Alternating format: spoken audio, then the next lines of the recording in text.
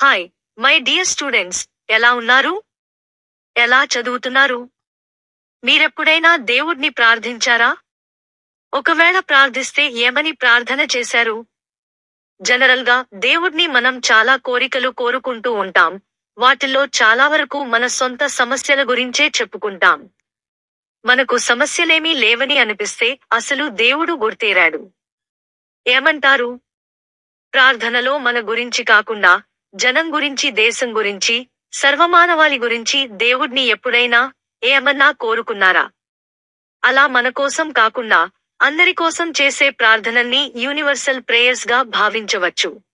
ఇవి ఎవరినైనా, అంటే ఫలానా దేవుడ్ని అని కాకుండా ఎవరినైనా ప్రార్థించుకోవడానికి అనువుగా ఉంటాయి.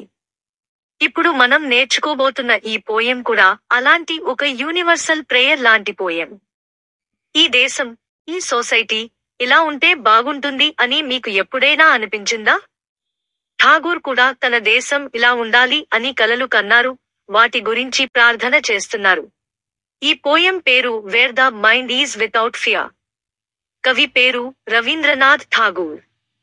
ఆ పోయం గురించి ఈ వీడియోలో మాట్లాడుకుందాం మనం. ముందుగా అబౌట్ ద పోయెట్. ఈయన పేరు రవీంద్రనాథ్ ఠాగూర్. పేరు మీ అందరూ వినే ఉంటారు. మన జాతీయ గీతం జనగణమన రాసింది ఈయనే. ఈయన 1861లో పుట్టారు. 1941లో చనిపోయారు. ఈయన మల్టీఫెసెటెడ్, అంటే బహుముఖం ప్రజ్ఞాశాలి, అంటే చాలా టాలెంట్స్ ఉన్నవారు అని అర్థం. ఈయన ఒక పోయెట్, అంటే కవి, ఫిలాసఫర్, తత్వవేత్త, డ్రామాటిస్ట్, నాటకాలు రాశారు, ఎసేయిస్ట్, వ్యాసాలు రాశారు, ఇంకా మంచి పెయింటర్ కూడా. ఆయన చాలా సాంగ్స్ రాశారు. వాటిని గీతాంజలి అనే ఒక బుక్ లాగా చేశారు. ఆ గీతాంజలికి గాను ఠాగూర్ గారికి 1913లో నోబెల్ ప్రైజ్ వచ్చింది.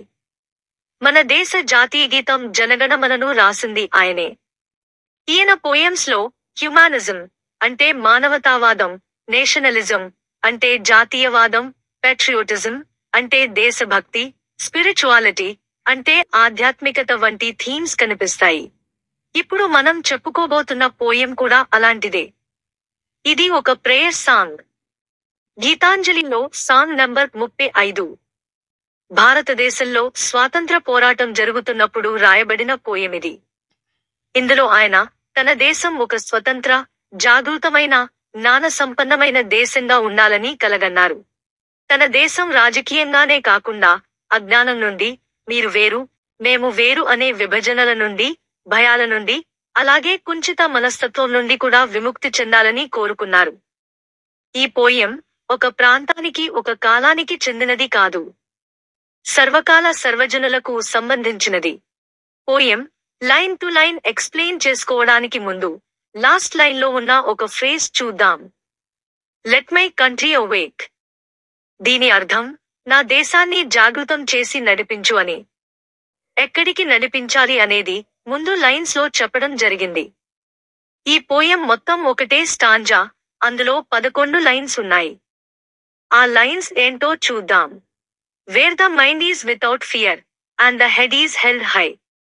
ఎక్కడైతే మనిషి మనసు భయం లేకుండా నిర్భయంగా, సగౌరవంగా, డిగ్నిటీతో బతకగలుగుతాడో అలాంటి చోటకు నా దేశాన్ని నడిపించు. ఈ దేశాన్ని నడిపించు అనే మాటని ప్రతి కోరిక చివర మనం వాడుకోవాలి. Where knowledge is free. ఎక్కడైతే వాళ్ళు వీళ్ళు అనే తేడా లేకుండా అందరికీ విద్య, జ్ఞానం అందుబాటులో ఉంటాయో అలాంటి చోటకు. Where the world has not been broken up into fragments by narrow domestic walls. ఎక్కడైతే మనుషులు కులం, మతం, ప్రాంతం, భాష వంటి వాటి వల్ల విడిపోకుండా కలిసి ఉంటారో అలాంటి చోటుకు నా దేశాన్ని నడిపించు. Where words come out from the depth of truth. ఎక్కడైతే మనిషి నోటి నుండి నిజాయితీతో ఉండే మాటలు వస్తాయో. Where tireless striving stretches its arms towards perfection. ఎక్కడైతే ప్రజలు తమ దేశ అభివృద్ధి కోసం, అత్యున్నతమైన దానికోసం నిరంతరంగా కష్టపడే గుణాన్ని కలిగి ఉంటారో. Where the clear stream of reason has not lost its way. Into the dreary desert sand of dead habit. ఎక్కడైతే మన లాజిక్స్, రీజన్స్, అర్థంలేని, పురాతన ఆచారాల వల్ల నాశనం అయిపోకుండా ఆటంకపడకుండా ప్యూర్గా స్ట్రాంగ్ గా ఉంటాయో అలాంటి చోటకు. Where the mind is led forward by the into ever widening thought and action, ఎక్కడైతే ప్రజలు విశాలంగా ఆలోచన చేస్తారో, బ్రాడ్ మైండ్ తో ఉంటారో, అభివృద్ధికరమైన పనులు చేస్తారో. Into that heaven of freedom, my Father, let my country awake. అలాంటి కొత్త బంగారులోకం వైపుకు నా దేశాన్ని నడిపించు తండ్రి అని ఆ భగవంతుడ్ని పోయెట్ ప్రార్థిస్తున్నారు. ఇది ఈ పోయెల్లోని విషయాలు. నా వీడియోస్ ని ఆదరిస్తున్నందుకు నేను మీకు రుణపడి ఉంటాను. ఇప్పటివరకు ఈ వీడియోని స్కిప్ చేయకుండా చూసినందుకు thank you very much.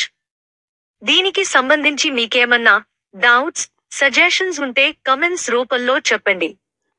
Video మీకు నచ్చితే లైక్ చేయండి, మరికొంతమందికి షేర్ చేయండి, వాళ్ళకి కూడా యూజ్ అవుతుంది. అండ్ మరిన్ని వీడియోస్ కోసం సబ్స్క్రైబ్ చేయండి. నెక్స్ట్ వీడియోలో ఇంకో టాపిక్ గురించి డిస్కస్ చేద్దాం. Have a nice time. All the best and bye.